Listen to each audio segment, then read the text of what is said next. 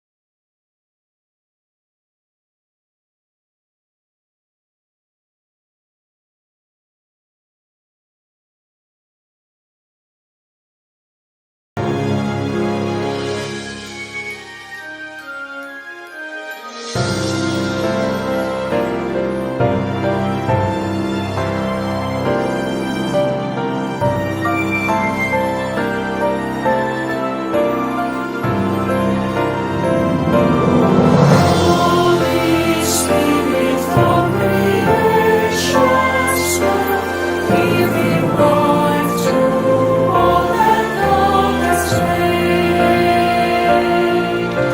Show your power once again on earth, cause your church to magnify your ways. Let the fragrance of our praise arise. Lead us from the road to sacrifice. That in unity the face of Christ will be clear for all the world to see.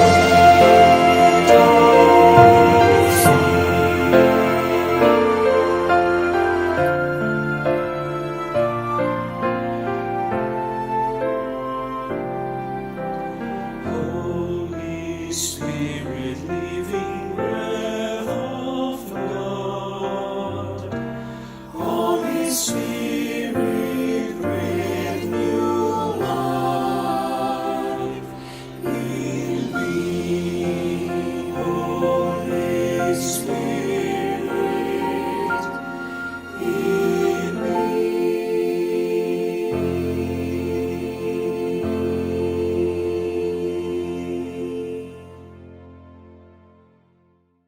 Ya, selamat sore teman-teman yang dikasih di dalam nama Tuhan Yesus.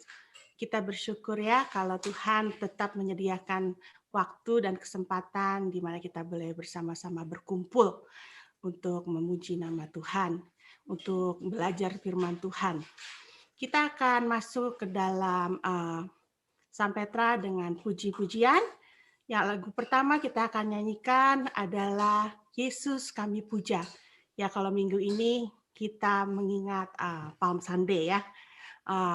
Kalau di mana orang-orang menyembah Yesus waktu itu sebagai raja. Tapi kita bersyukur kalau kita tahu sekarang kalau Yesus adalah raja dari segala raja, Tuhan dari segala Tuhan, dan satu kehormatan di mana kita boleh memuji, menyembah Tuhan kita, raja kita. Kita akan nyanyikan Yesus Kami Puja.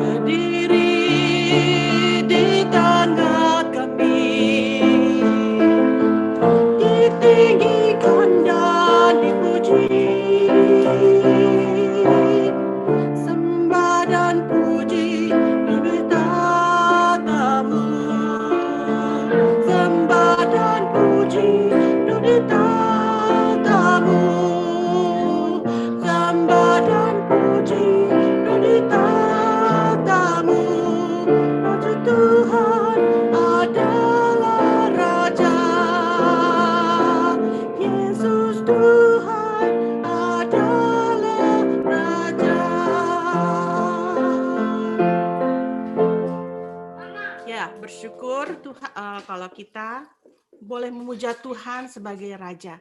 Sekarang kita akan masuk bersama-sama ke dalam doa. Mari kita tundukkan kepala, kita akan datang ke hadapan Tuhan.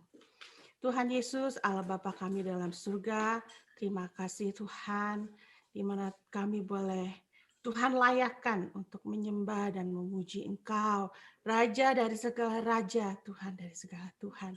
Terima kasih Tuhan, siapakah kami kalau Tuhan mengizinkan kami untuk datang ke hadirat Tuhan. Tuhan Yesus, kiranya saja Tuhan yang mau memimpin acara kami sampai tadi dari awal hingga akhir, hanya ke dalam pertolongan Tuhan. Tuhan tolong kami semua, teman-teman kami yang mengikuti acara Zoom ini, acara Sampetra ini, kiranya Tuhan berkati oleh firman-Mu, dan juga oleh puji-pujian yang kami naikkan ke hadirat Tuhan. Kami mau berserah Tuhan seluruhnya dari awal hingga akhir. Dan Tuhan juga mau mengurapi lidah bibir Pendeta Philip yang akan berbicara pada malam ini. Tuhan jadikan kami pendengar yang baik, jadikan hati kami tanah yang subur, sehingga setiap firman yang kami boleh dengar, boleh tertanam di hati kami dan boleh bertumbuh dan berbuah dengan lebat. Terima kasih Tuhan Yesus, hanya dalam nama Tuhan Yesus kami berdoa dan mengucap syukur. Haleluya, amin. Sekarang kita akan lanjutkan dengan lagu yang kedua. Sungguh berbahagia kalau kita mempunyai Tuhan dan kita boleh memanggil Dia sebagai Bapa. Bukan hanya sementara, tapi kekal selama-lamanya. Ya, kita akan nyanyikan lagu ini, kasih yang sempurna telah kuterima darimu, bukan karena kebaikanku, hanya oleh karena kasih karunia-Nya. Ya.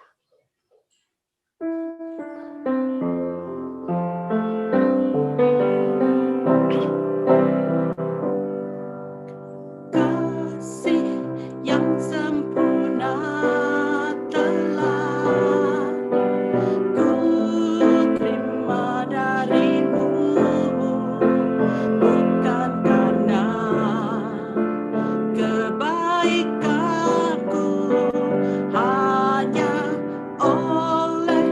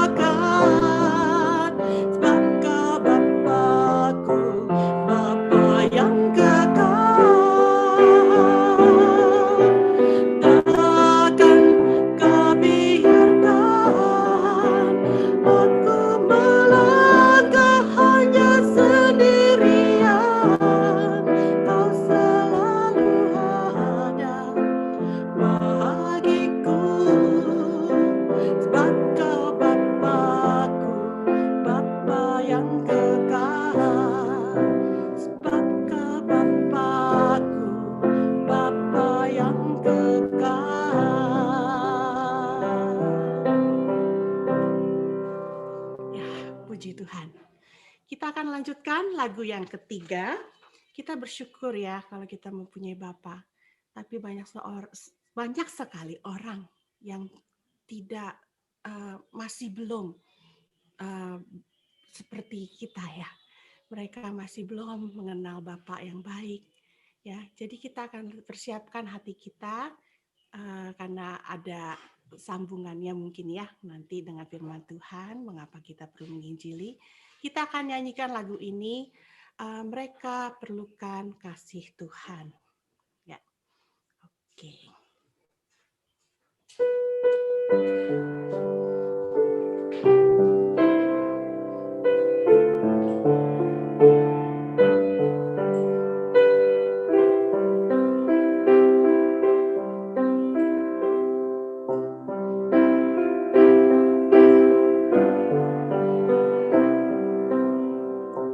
Tiap hari ku temukan mereka yang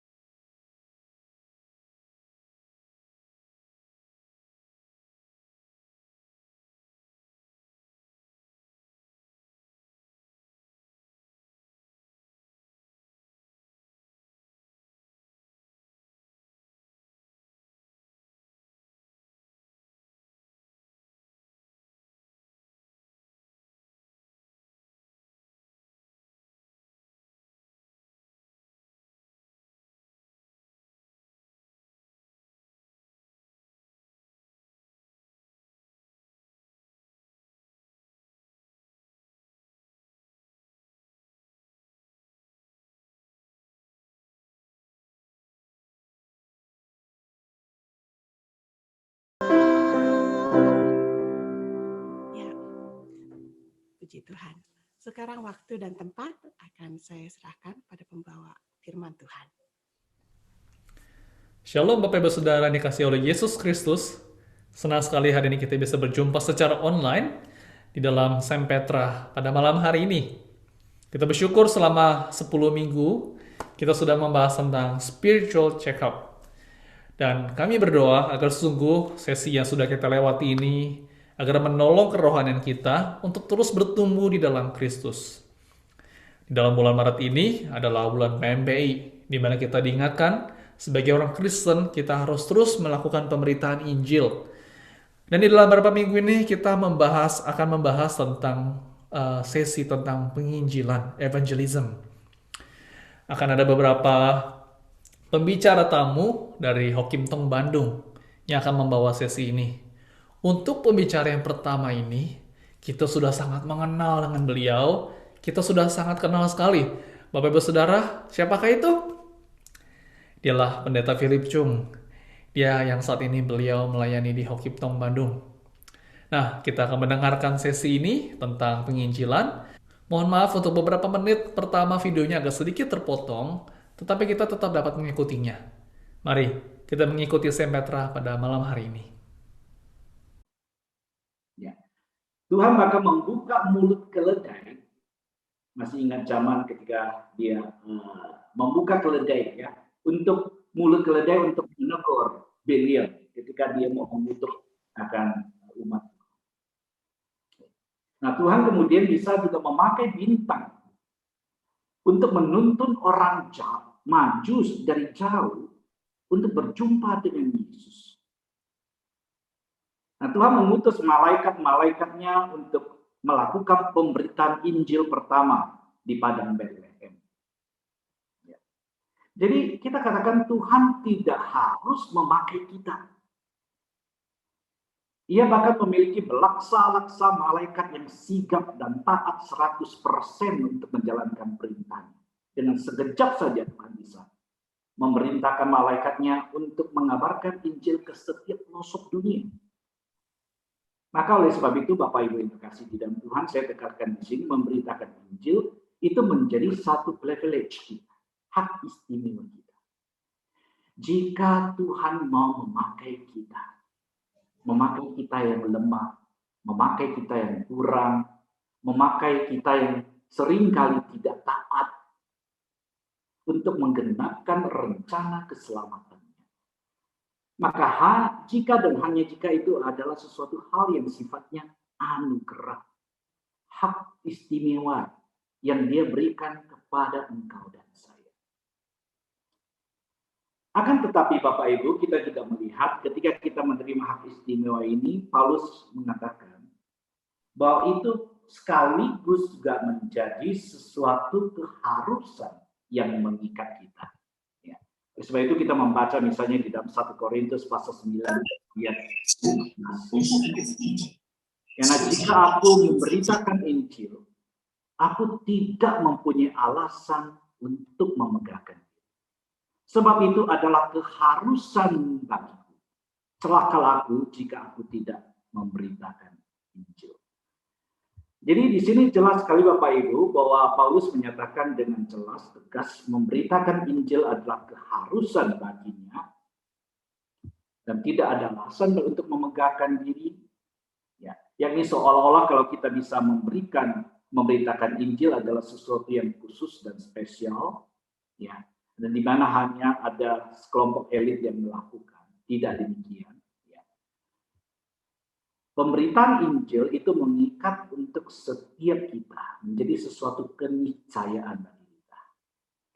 Dan bukan saja mengikat setiap hamba Tuhan seperti Paulus, seorang rasul, atau seperti saya, seorang pendeta, penginjil, tetapi mengikat setiap orang percaya. Entah saudara memiliki jabatan rohani di gereja seperti penatua senior, diaken, majelis, pengurus, ataupun hanya aktivis, atau bahkan jemaat biasa saja. Setiap kita tidak terkecuali terikat oleh panggilan ini. Ya. Jadi ini yang sangat penting kita melihat di sini, bahwa panggilan untuk memberitakan Injil adalah keharusan yang mengikat engkau dan saya. Setiap orang tidak terkecuali.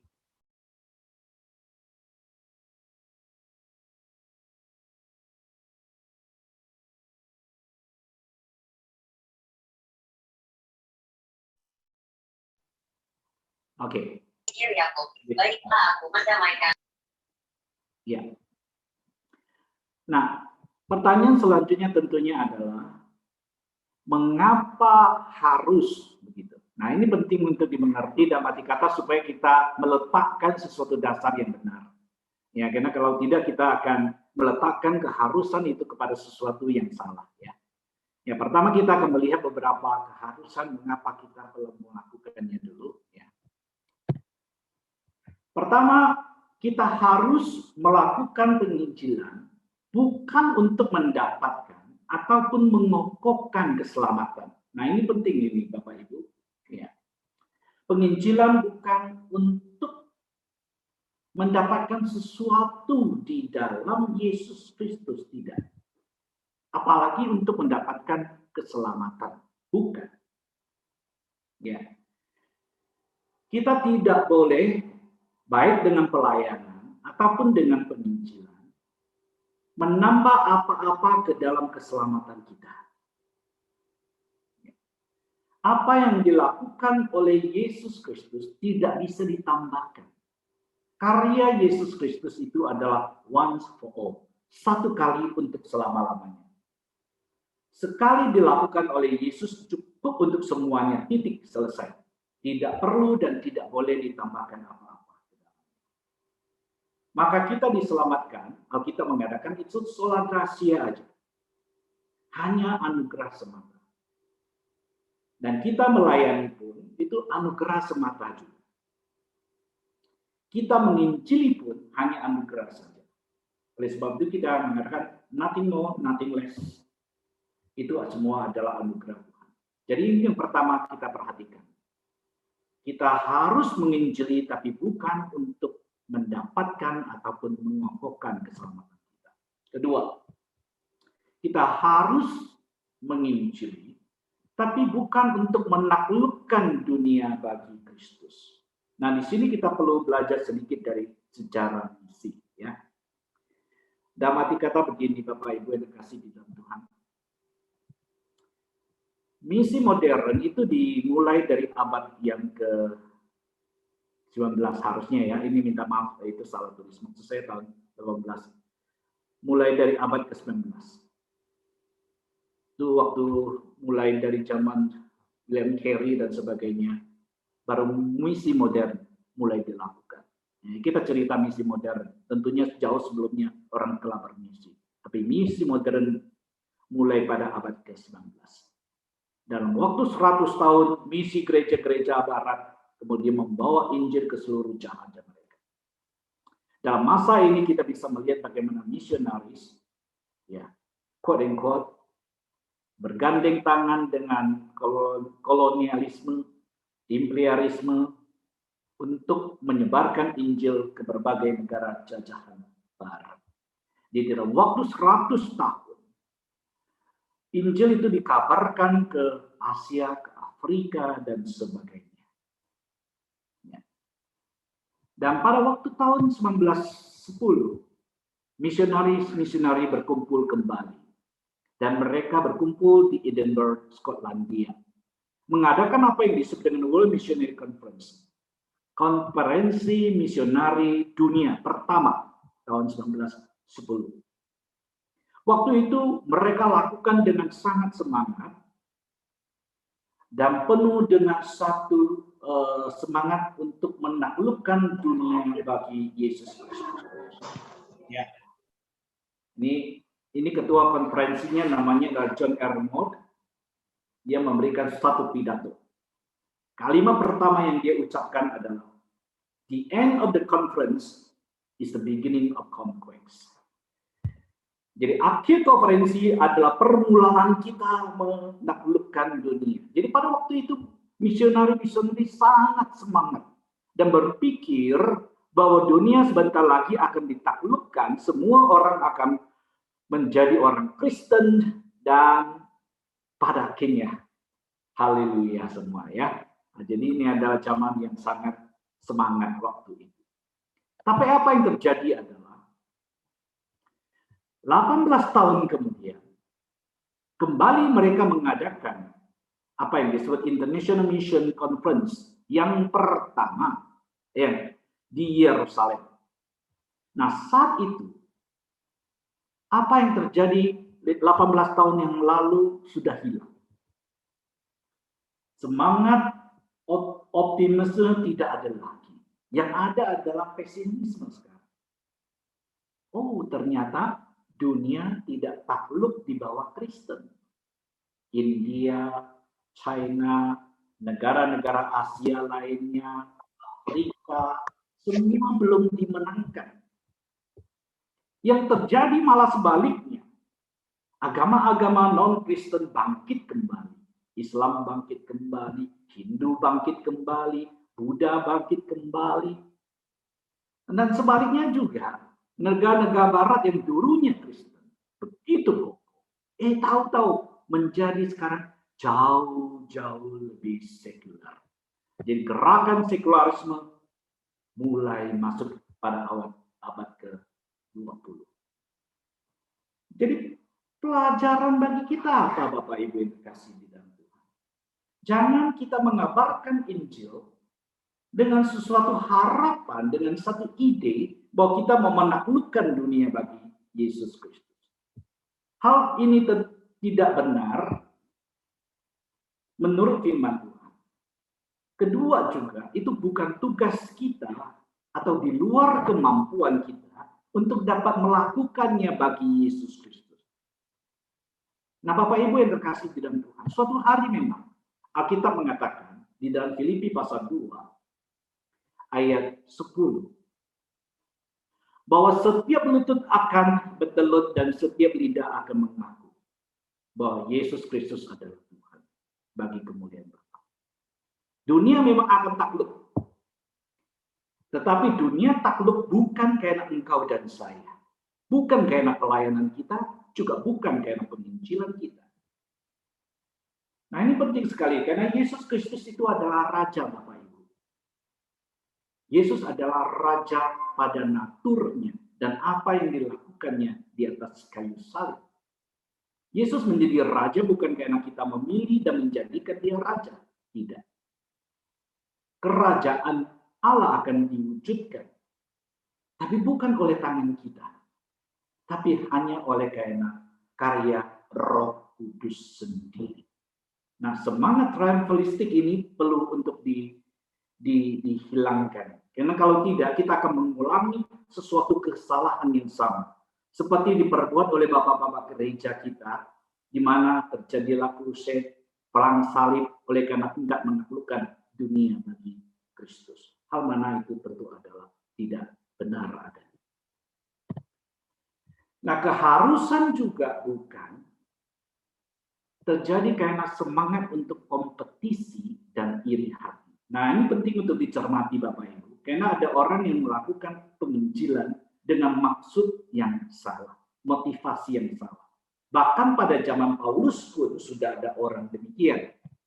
Di dalam Filipi misalnya pasal 1 ayat 15, Paulus mengatakan ada orang yang memberitakan Kristus karena dengki dan perselisihan.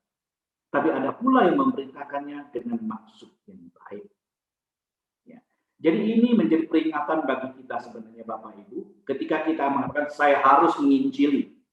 Tapi kita menginjili itu satu hal. Kita memelihara motivasi yang benar, itu lain hal. Nah, dua-dua ini akan dituntut daripada kita. Kita melayani Tuhan dengan benar, tapi dengan motivasi yang benar. Yang suatu hari kita mesti mempertanggungjawabkan di hadapan. Selanjutnya juga, keharusan untuk mengabarkan Injil juga bukan karena ketakutan akan bangkitnya agama-agama lain. Nah, ini termasuk sesuatu hal yang motivasi yang salah. Itu takut, waduh agama ini mulai banyak, agama ini mendirikan begitu banyak sekali tempat-tempat ibadahnya, Bahkan di tempat-tempat di mana dulunya Kristen, lihatlah sekarang kantong-kantong Kristen diserbu oleh mereka. Eropa misalnya, boleh katakan kekristenan itu sudah menjadi barang pusaka, Bapak Ibu. Menjadi catatan sejarah. Gereja-gereja menjadi kosong. Bahkan tidak sedikit gedung gereja kemudian dijual, dijadikan restoran, dijadikan museum, dijadikan tempat ibadah agama-agama lain. Lalu apakah melihat semua itu kemudian kita tentu prihatin. Tapi orang Kristen tidak boleh menjadi takut.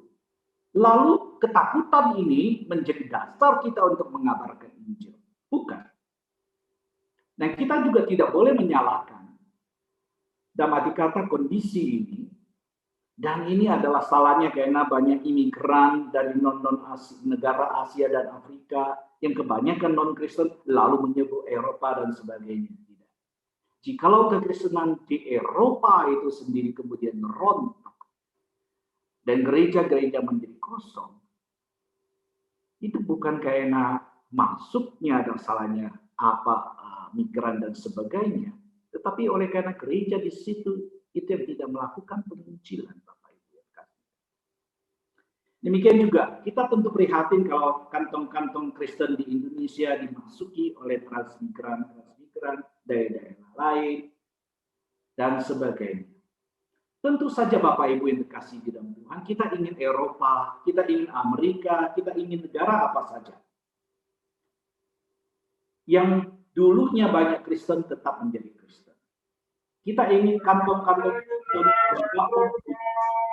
itu selalu menjadi akan iman mereka.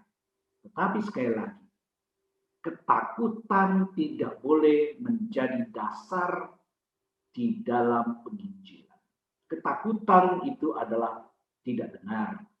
Penginjilan tidak didasarkan oleh ketakutan. Injil itu berdasarkan kasih. Dan Alkitab mengatakan, di dalam kasih itu tidak ada ketakutan. Jadi kita bisa melihat bagaimana bahwa Alkitab mengajarkan Injil yang berdasarkan kasih, bukan Injil yang berdasarkan ketakutan. Tidak. Nah, kita ada satu keyakinan juga bahwa siapa yang di dalam Kristus akan dipeliharakan oleh Tuhan sendiri. Tuhan sendiri akan menjaga mereka dan tidak ada seorang pun yang akan merebut mereka dari tanganku. Jikalau dan sesungguhnya kemudian terjadi ada daerah, ada tempat, ada negara, kemudian Kristenan merosot dan sebagainya, semua tidak akan terjadi tanpa Tuhan mengizinkan. Nah, oleh sebab itu Bapak Ibu yang kasih di dalam Tuhan, kita mesti melihat di sini tentang dasar yang benar di dalam melakukan akan penginjilan. Apa yang seharusnya mendrive kita, mendorong kita untuk menginjil. Bukan karena faktor-faktor di atas. Apa yang membuat kita menginjil adalah pertama, yakni keunikan Yesus Kristus sendiri. Bahwa dia adalah satu-satunya jalan, kebenaran, dan hidup. Ya, di dalam Yohanes 14 ayat 6 tentunya. Ini yang menjadi dasar kita untuk bijak bahwa Yesus adalah satu-satunya jalan. Injil harus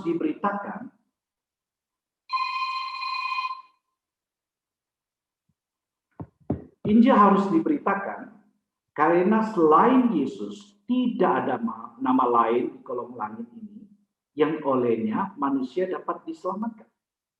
Ya, kita bisa melihat di dalam Kisah Rasul pasal 4 ayat 12. Jadi keselamatan itu adalah eksklusif di dalam Yesus Kristus. Iman Kristen menolak ajaran pluralisme yang mengatakan semua agama menyediakan jalan keselamatan. Nah, iman Kristen juga menolak paham inklusivisme, seolah mengatakan keselamatan di dalam Yesus Kristus tersedia bukan di dalam iman Kristen, tapi juga tersedia dalam agama lain. Nah, hal-hal inklusif itu jelas bertentangan dengan perlunya kita mengabarkan Injil. Ya. Jika orang dapat menemukan Injil di dalam agama Hindu, Buddha, dan sebagainya, maka tidak ada perlunya Injil itu dikabarkan. Ya. Nah, kita harus menginjili, kedua oleh karena ketaatan kepada amanat agung Yesus Kristus. Dan hanya jika keselamatan itu eksklusif di dalam Yesus Kristus. Dan jalannya juga eksklusif melalui iman Kristen. Nah, kita kembali kepada apa yang terjadi, belajar dari sejarah misi kembali tadi. Jadi setelah tahun 1928, ketika semangat pesimisme memasuki akan hati orang-orang percaya, misionari waktu itu. Ada seseorang yang meresponinya, namanya itu William Hawking. Ini adalah seorang filsuf yang mengajar di Harvard waktu itu.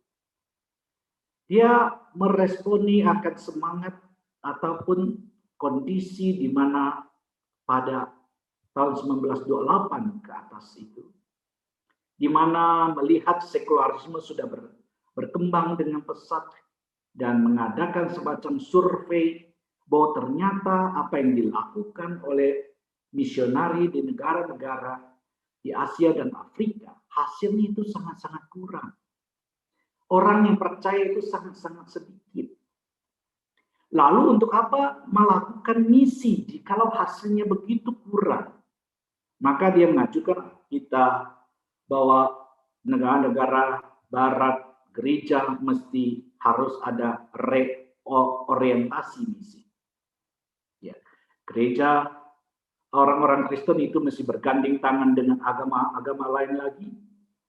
Ya, jangan lagi melakukan misi. Tapi misi harus ditafsirkan menjadi bergandeng tangan dengan agama lain untuk melawan akan bangkitnya sekularisme. Nah, ini ada tentu respon William Hawking. Tetapi apa yang kita lihat adalah kemudian respon dari Hendrik Kramer. Nah, Hendrik Kramer ini seorang misiologis. Dia juga seorang misionari asal Belanda. Dia pernah bekerja di Indonesia, ya kurang lebih belasan tahun. Ya, dia memberikan sesuatu respon yang sangat positif dan sangat baik, sangat biblical, yang berdasarkan apa yang diajarkan oleh Alkitab. Dia memberikan satu misionologi yang menitik beratkan tentang teologi ketaatan, teologi of obedience. Jadi untuk apa kita menginjili? Mengapa harus menginjili? Bukan karena kondisi, bukan karena ketakutan, tetapi karena keunikan Yesus Kristus yang menuntut kita merespon di dalam iman dan di dalam ketaatan. Jadi amanah agung itu telah diberikan, maka setiap murid Yesus Kristus harus taat. Maka kita melihat di sini itu yang terjadi di dalam Kisah Rasul pasal 26 ayat 19, di mana Paulus berkata kepada Raja Agripa, ketika dia menceritakan pengalaman pertobatannya, dia mengatakan, ya Raja Agripa, kepada penglihatan dari surga itu, aku tidak pernah tidak taat. Jadi penginjilan itu adalah sesuatu respon ketaatan kepada panggilan Tuhan sendiri untuk memberitakan Injil. Maka entah ada hasil atau tidak, entah kita berbuah banyak atau tidak, kita mesti menginjili. Entah ketika kita menginjili tanahnya subur, entah itu tanahnya gersang, kita tetap harus menabur. Entah waktunya baik, entah waktunya tidak baik, tetap harus memberitakan Injil. Aku tetap taat sekalipun waktunya tidak baik. aku bukan saja taat, ya aku taat. Bukan saja pada waktu hari itu baik, di mana kalau menginjili begitu mudah dan orang begitu mudah percaya. Tapi aku tetap taat sekalipun gitu. Ketika aku menginjili, orang begitu susah untuk taat. Ketika ladang itu tidak subur dan ketika tidak menghasilkan sama sekali. Entah diutus ke tempat di mana orang siap mendengar, ataukah kepada mereka yang tidak mau mendengar. Kita tetap harus taat. Nah, setiap kita Bapak Ibu, saya yakin ingin seperti Petrus. Begitu khotbah 5.000 orang bertobat. Wah, semuanya haleluya. Senang sekali. Karena hasilnya begitu banyak. Begitu menguatkan. Tetapi, apakah kita juga mau seperti Filipus yang diutus ke jalan Gaza, yang begitu sepi, dan dia tidak pernah tahu siapa yang akan dia ketemu. Sampai kapan kemudian Tuhan memimpin dia kepada sida-sida, itu dia. Dan hanya satu orang saja yang dia jumpai. Kita senang Bapak Ibu dengan cerita keberhasilan. Banyak jiwa-jiwa dibawa kepada Tuhan. Tetapi ingat bahwa tidak setiap kali Tuhan mengutus kita untuk memetik jiwa-jiwa. Nah, kadang terjadi, dan kalau kita membaca di dalam Alkitab, nabi-nabi sering diutus kepada mereka yang punya telinga tetapi tidak mau mendengar. Dan mereka yang mendengar tetapi tidak mau mengerti. Dan bahkan kita lihat juga seperti Nuh misalnya. Berapa lama Nuh mesti berkhotbah? Sebelum kemudian air bah itu turun, kita mencatat kurang lebih 100 tahun Nuh itu berkhotbah. Sampai mungkin mulutnya berbuih-buih. Berapa orang yang diselamatkan? Hanya keluarganya sendiri yang diselamatkan. Tapi Nuh tetap taat. Dan yang diperhitungkan pada Nuh adalah kesetiaan dia untuk tetap taat memberitakan Injil, sekalipun pada akhirnya hanya keluarganya sendiri yang diselamatkan. Nah, maka kita sebut ini sebagai theology of obedience. Teologi ketaatan. Sangat-sangat penting. Karena perintah Allah, amanat agung, itu menuntut iman dan ketaatan. Dan pada akhirnya, yang dituntut daripada kita, bukan berapa buah yang engkau hasilkan.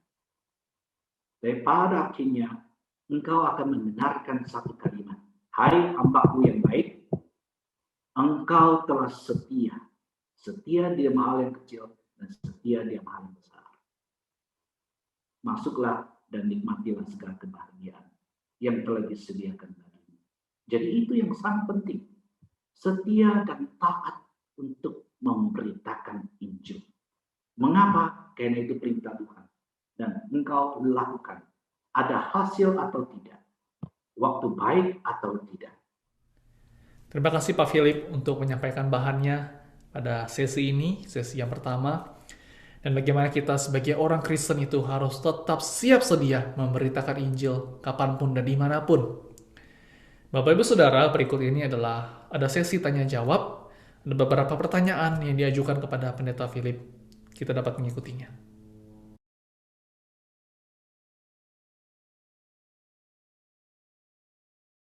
Jikalau kita tidak melaksanakan perintah Tuhan itu sendiri, maka kita kedapatan orang-orang yang tidak setia.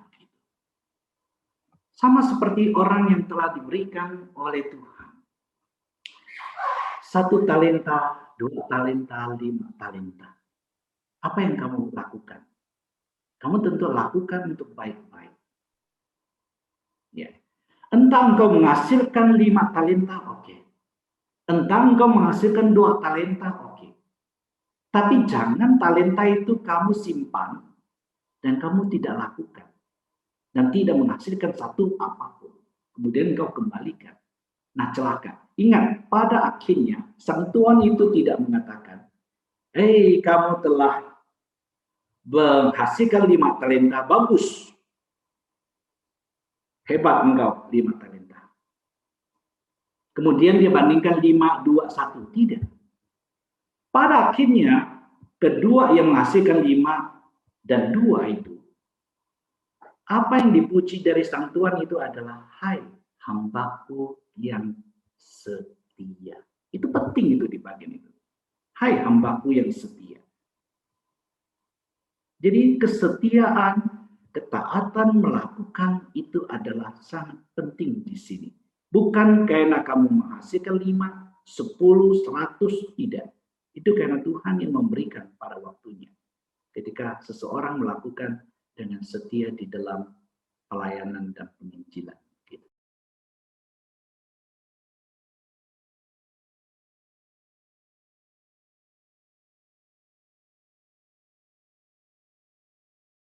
Penginjilan selalu dilakukan, baik itu ke dalam, baik itu keluar. Gitu. Karena kita selalu meyakini, ini sesuai dengan teologi covenant, teologi perjanjian, bahwa gereja itu selalu ada orang-orang yang belum percaya di dalamnya. Gitu. Di dalam gereja, di dalam umat perjanjian, itu selalu ada orang-orang yang belum percaya. Entah itu ada anggota keluarga kita, entah itu istri, entah itu anak, entah itu adalah orang tua kita dan sebagainya. Mereka sudah Kristen? Iya. Sudah umat perjanjian? Iya. Apakah mungkin mereka masih belum percaya? Iya, bisa terjadi. Oleh sebab itu Injil perlu dikabarkan kepada mereka. Injil juga dikabarkan kepada orang-orang yang di luar, di mana jelas sebagian besar itu belum percaya kepada Tuhan.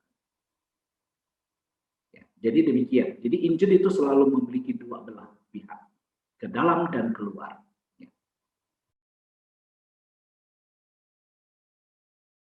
Ya, gereja memberikan beberapa banyak hal selain pelatihan tentunya.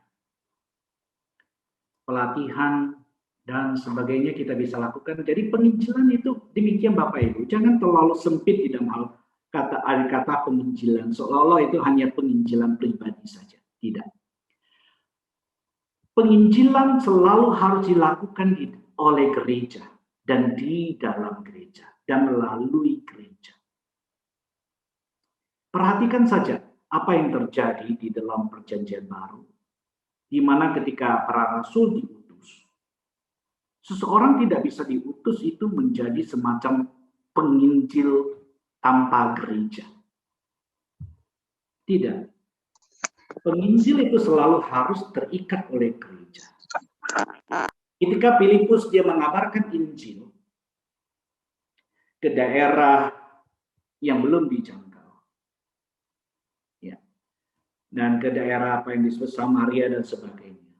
Setelah percaya, rasul-rasul itu mesti ke sana, dikatakan. Petrus dan Yohanes mesti ke sana untuk memberikan cap. Injil itu benar. Ini aja di sini keterikatan antara gereja dan pengabaran Injil itu tidak dilepaskan. Dan seseorang tidak bisa mengabarkan Injil di luar gereja dalam arti kata tanpa kemudian kamu seolah-olah bisa terlepas dari gereja. Oleh sebab itu, seseorang tidak bisa percaya kepada Yesus Kristus, kemudian tidak bergabung ke dalam gereja. Itu adalah sangat susah untuk dibayangkan. Jika Yesus memanggil murid-muridnya, dia mengatakan, aku akan menjadikan kamu menjadi penjala manusia. Kan? Di sini Tuhan Yesus itu memberikan semacam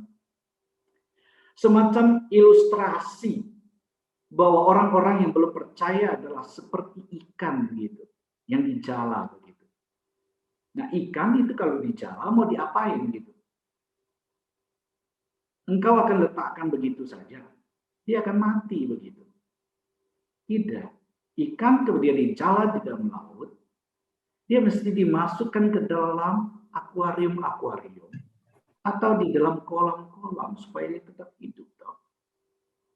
Kalau enggak dia mati. Demikian. Ketika seseorang dipindahkan dari dunia, dia nggak bisa tetap di luar padang pasir gitu, mati dia. Maka seseorang percaya Yesus dan dia tidak mungkin tidak bergereja. Dia mesti masukkan ke dalam gereja. Nah, seseorang percaya oleh sebab itu kemudian di-include di dalam komunitas orang percaya. Oleh sebab itu hanya gereja yang bisa membaptis. Saya pun kalau tidak diutus oleh G.I. Huffington, saya nggak bisa membaptis. Atau saya tidak harus menjadi anggota denominasi untuk bisa membaptis atas nama daripada gereja itu sendiri. Jadi pembaptisan itu adalah dibaptiskan ke dalam Yesus Kristus, di dalam tubuh Yesus Kristus yang sifatnya lokal. Jadi ini penting sekali. Gereja itu adalah boleh katakan sumber di mana Injil itu diberikan begitu. Jadi kita tidak berbicara tentang sesuatu eklesiologi yang campur aduk, tidak. Karena tubuh Yesus Kristus cuma satu aja. Diselamatkan itu di dalam Yesus Kristus, di dalam tubuhnya. Dan tubuhnya adalah gerejanya yang kelihatan dan yang tidak kelihatan. Dua-duanya itu tidak bisa dipisahkan. Oke, demikian Bapak Ibu. Ya, semoga ini tidak membingungkan Bapak Ibu sekalian. Terima kasih ya untuk saudara sekalian telah benar mengikuti akan acara ini. Mari kita tutup di dalam doa. Bapa di dalam surga, kami bersyukur kesempatan boleh bersama-sama menggumulkan firman Tuhan. Bila Engkau sendiri akan menolong kami, Roh Kudus terus bekerja dalam kami dan memberikan kami kekuatan dan juga memberikan kami satu keberanian untuk memberitakan Injil dimanapun Engkau pergi. Saudara kasih dalam Tuhan, marilah menyelesaikan akan acara pada hari ini dengan berkat dan dari Allah Bapa berlaku. Tuhan kiranya memberkati Engkau. Kasih karunia Allah sama dengan kasih Yesus Kristus penyertaan dan kekuatan Roh Kudus bersama dengan kita saat ini sampai selama-lamanya. Amin. Baik. Demikian Bapak Ibu Saudara sesi yang pertama di dalam Sempetra tentang penginjilan. Mengapa orang Kristen harus menginjili yang dibawakan oleh Pendeta Philip Chung. Kiranya lewat firman Tuhan, kiranya lewat sesi ini kita semakin diingatkan kembali untuk terus menginjili dimanapun kita berada, di mana Tuhan tempatkan kita, entah di dalam pekerjaan kita, di tengah keluarga kita, dan dimanapun itu, agar sungguh kita menjadi terang Injil itu yang Tuhan tempatkan di dunia ini. Kita bersyukur hari ini atas pelayanan Pendeta Philip Chung. Kita terus doakan untuk pelayanannya di Bandung, di gereja dan juga di seminari. Kita berdoa juga untuk Ibu Sarina. Kita terus doakan mereka agar sungguh Tuhan boleh memakai mereka berdua untuk menjadi saluran berkat secara khusus di Indonesia. Demikian Bapak Ibu Saudara, Sempetra pada malam hari ini. Jangan lupa minggu depan tidak ada Sempetra karena minggu depan adalah Jumat Agung. Jangan lupa untuk kita mengikuti ibadah Jumat Agung jam 7.30 malam di channel YouTube. Dan setelah itu akan ada perjamuan kudus di Zoom. Terima kasih Bapak Ibu Saudara, selamat malam dan selamat beristirahat.